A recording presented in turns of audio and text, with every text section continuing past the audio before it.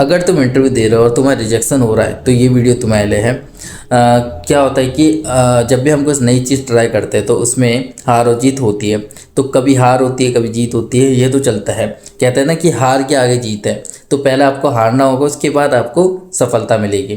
तो क्या होता है कि जब भी हम इंटरव्यू देते हैं, एक इंटरव्यू दिया, 2 बार दिया, 3 बार दिया, 4 बार दिया, हर बार हम क्या कर रहे हैं, फेल हो रहे हैं।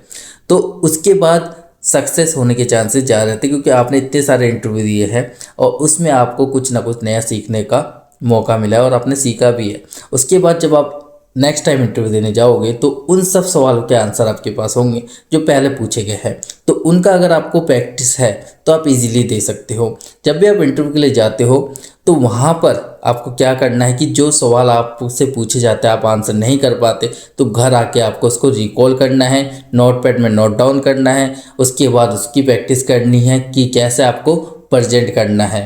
तो उसकी प्रैक्टिस करने के बाद आपकी उस सवाल की तैयारी हो जाएगी। तो आपको जब भी उस सवाल को पूछा जाएगा तो आप उसका आंसर कर पाओगे। वैसे ही जब नेक्स्ट टाइम इंटरव्यू के लिए जाओगे, दोबारा घर आओगे, जो भी सवाल आपसे नहीं दिया जाता तो उसका फिर आपको दोबारा प्रैक्टिस करनी है। ठीक है, ऐसे करोगे तो एक बार आप देखोगे कि आपने जितने भी सवाल के आंसर नहीं किए थे पहले, उन सब के आंसर आपको पता होंगे। ठीक है, कहते हैं ना कि बूंद बूंद से घड़ा बढ़ता है, तो वही सीन है। अगर आप जितनी ज़्यादा प्रैक्टिस करोगे इन सब चीज़ों की, उतना ज़्यादा आपका जो बेस है वो स्ट्रांग होगा और आपका इंटरव्यू क्रैक जल्दी होगा। ठीक है, तो आपको ये सब चीज़ें फॉलो करनी है।